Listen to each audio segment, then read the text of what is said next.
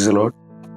మన ప్రభువును రక్షకుడైన యేసు క్రీస్తు వారి అతి శ్రేష్టమైన నామంలో అడోనై ఫెయిత్ఫుల్ మినిస్ట్రీస్ అనే ఈ ప్రోగ్రామ్ని చూస్తున్న మీ అందరికీ వందనాలు. నా పేరు కిరణ్ కుమార్. నేను గత 8 సంవత్సరాలుగా బైబిల్ కాలేజ్లో తర్ఫీదు పొందుకుంటూ దేవుని పరిచర్యలో ఆయా ప్రాంతాల్లో దేవుని సేవలో వాడబడుతూ పాస్టర్గా, సండే స్కూల్ టీచర్గా, యూత్ టీచర్గా కొన్ని క్లాసెస్ తీసుకుంటూ నేను ఒక పక్కన స్టూడెంట్గా నేర్చుకుంటూనే దేవుని సేవలో ఇతరులను వాక్యములు బలపరచడానికి దేవుడు నన్ను ఏర్పరచుకున్నందుకు దేవునికి నేను ఎంతగానో కృతజ్ఞతాస్తుతులు చెల్లిస్తున్నాను. తల్లి గర్భంలో ఎన్నుకొని దేవాతి దేవుడు చనిపోవలసిన బిడ్డగా ఉంటున్న నన్ను దేవుడు కాపాడుకుని తన సేవలో దేవుడు నన్ను ఈ రోజు నేటి రీతిగా వాడుకుంటున్నారు. అయితే ఈరోజు సిస్టమేటిక్ థియాలజీకి సంబంధించి బైబిల్లో ఉంటున్న విషయాలన్నిటినీ మనం అర్థం చేసుకోవడానికి చాలామంది స్కాలర్స్, చాలామంది జ్ఞానవంతులు, అలాగే చాలామంది బైబిల్కి సంబంధించిన థియోలాజియన్స్ ఎవరైతే ఉన్నారో వారందరూ చాలా కష్టపడి సంవత్సరాలు వారు బైబిల్ని చదివి ఎన్నో ఆత్మీయ విషయాలను పొందుపరిచి సులువుగా మనం అర్థం చేసుకోవడానికి వారు సిస్టమేటిక్ థియాలజీ అనే ఒక పద్ధతిని వారు కనుక్కోవడం జరిగింది. బైబిల్ అనేది ఒక గొప్ప మహాసముద్రం వంటిది.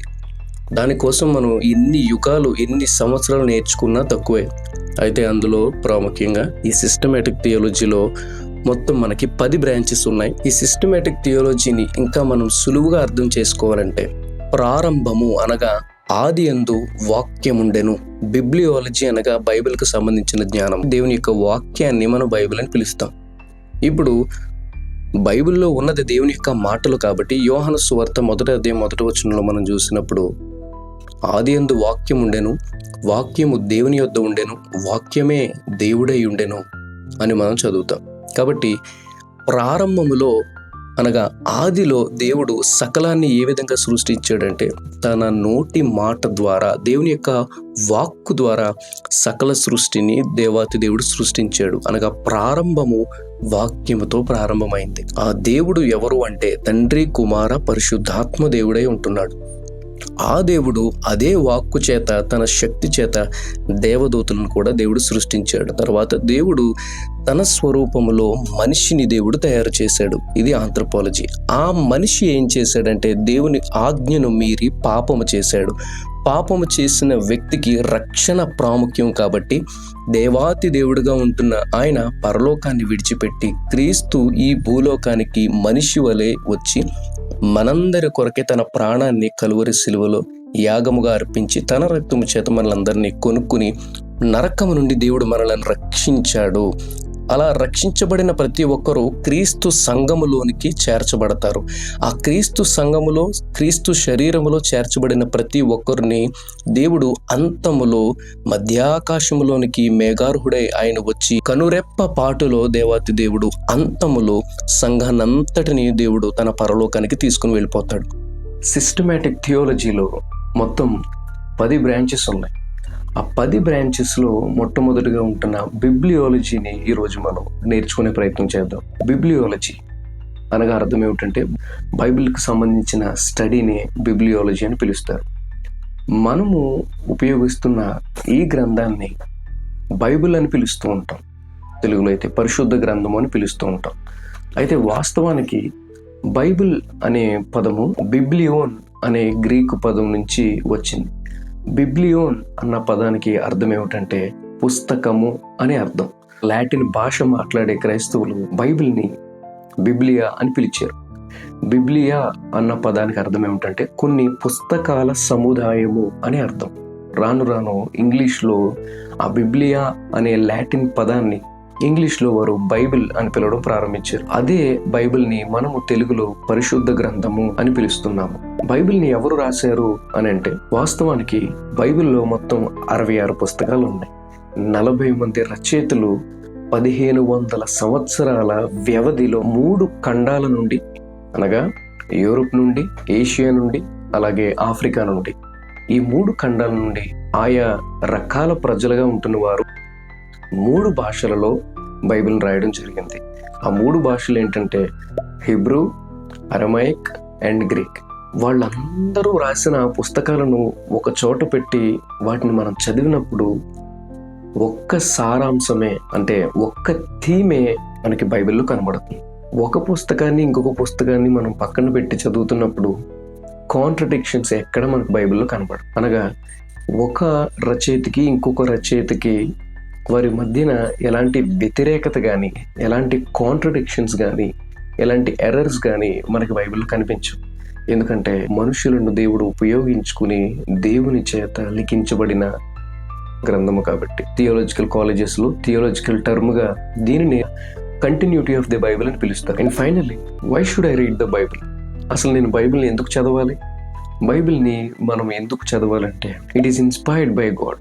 బైబిల్ అనేది కేవలము మనుషుల చేత మాత్రమే లిఖించబడలేదు. వాస్తవానికి బైబిల్ని రాసింది మనుషులైనప్పటికీ వారిని స్వాధీనములో పెట్టుకొని వారిని ప్రేరేపించి దేవుడు మనుషులను వాడుకొని తాను ఏం చెప్పాలనుకుంటున్నాడో ఆ యొక్క రచయితల ద్వారా దేవుడు పరిశుద్ధ గ్రంథాన్ని లిఖింపజేశాడు. పరిపూర్ణంగా దేవుడు వారిని స్వాధీనంలోనికి తీసుకుని దైవావేశము ద్వారా, అనగా దేవుడు వారిని ఇన్స్పైర్ చేసి ఏ విషయాలు బైబిల్లో పొందుపరచాలో అనే విషయాన్ని దేవుడు వారికి తెలియపరుస్తూ ప్రతి విషయాన్ని దేవుడు ఆ యొక్క 40 రచయితల ద్వారా దేవుడు బైబిల్ని రాయించారు. Second reason, there is no error in the Bible. అనగా పరిశుద్ధ గ్రంథంలో ఎలాంటి తప్పులు కానీ ఎలాంటి అబద్ధాలు కానీ లేవు. ప్రతిదీ క్రమముగా స్పష్టంగా దేవుడు రాయించడం జరిగింది. బహుశా ఎప్పుడు ఈ ట్రాన్స్లేషన్స్, అనగా తర్జుమా చేయబడిన పరిశుద్ధ గ్రంథాలు మన చేతిలో ఏవైతే ఉన్నాయో, పాత నిబంధన గ్రంథం, క్రొత్త నిబంధన గ్రంథము హిబ్రూ, అరమైక్, గ్రీక్ భాషలో రాయబడింది.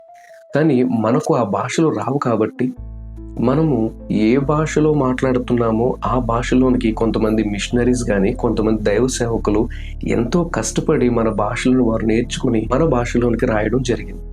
బహుశా ట్రాన్స్లేషన్ మిస్టేక్స్ లేదంటే గ్రామటికల్ మిస్టేక్స్ ఉండవచ్చేమో కానీ మొట్టమొదటిగా దేవుడు రచయితల్ని ప్రేరేపించి ఎప్పుడైతే కొన్ని వేల సంవత్సరాల క్రితం దేవుడు ఈ బైబిల్ని లిఖింపజేశాడో, ఆ యొక్క ఒరిజినల్ మ్యానుస్క్రిప్ట్స్ అని పిలుస్తారు, ఆ ఒరిజినల్ మ్యానుస్క్రిప్ట్స్లో ఏ లోపము కానీ, ఏ తప్పు కానీ, ఏ మిస్టేక్ కానీ అందులో లేదు. So Bible is without error. Third reason, God revealed himself through the Bible. దేవుడు తనను తాను వాక్యము ద్వారా, పరిశుద్ధ గ్రంథము ద్వారా దేవుడు తనను తాను మనకు బయలుపరుచుకున్నాడు. దేవుడు కూడా తన మనసు ఎలాంటిదో, తను మనిషిని ఎంతగా ప్రేమిస్తున్నాడో, తను మనిషి కోసం ఏమేం చేశారో, మన దగ్గర నుండి దేవుడు ఏమి ఆశిస్తున్నాడో, ఈ విషయాలన్నీ మనకు తెలియాలంటే మనం పరిశుద్ధ గ్రంథాన్ని చదవాలి.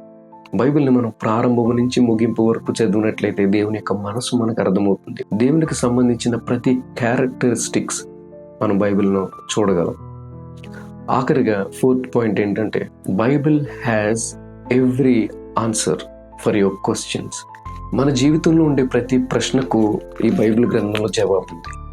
మనం ఎక్కడి నుంచి వచ్చాం, ఎక్కడికి వెళ్ళబోతున్నాం, మరణించిన తర్వాత మనకంటూ ఒక లైఫ్ ఉన్నది. దాన్నే లైఫ్ ఆఫ్టర్ డెత్ అని పిలుస్తారు.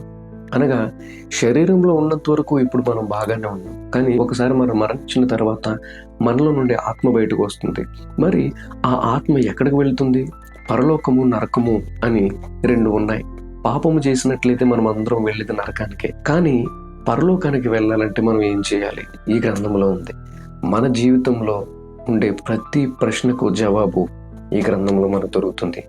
దీన్ని ఒక సిస్టమేటిక్గా మనం చదవాలి, క్రమముగా మనం చదవాలి. సింపుల్గా చెప్పాలంటే నెమ్మదిగా మనం చదువుకుంటూ అర్థం చేసుకుంటూ బైబిల్ని చదివే ప్రయత్నం చేయాలి. రోజుకి ఒక అధ్యాయాన్ని చదవండి, ప్రాబ్లం ఏం లేదు. బైబిల్ని చక్కగా ఓపెన్ చేసుకోండి, ఒక బుక్ మెయింటైన్ చేయండి. ఫస్ట్ ఒక అధ్యాయాన్ని చదవండి, చదువుతూ దాన్ని అర్థం చేసుకునే ప్రయత్నం చేయండి. మొదటి నుంచి ప్రారంభించండి, ఒక చిన్న ప్రార్థన చేసుకుని ప్రారంభించండి. దేవుడు ఖచ్చితంగా సహాయం చేస్తారు. సో ఈరోజు బిబ్లియాలజీ అనే ఈ ఎపిసోడ్ ద్వారా కొన్ని విషయాలు నేర్చుకున్నాము అని ఆశిస్తున్నాను. ముందున్న రోజుల్లో మీరు నేను కలిసి మరెన్నో విషయాలు నేర్చుకునే ప్రయత్నం చేద్దాం. దేవుడు మనలందరినీ దీవించును గాక. ఆమేన్.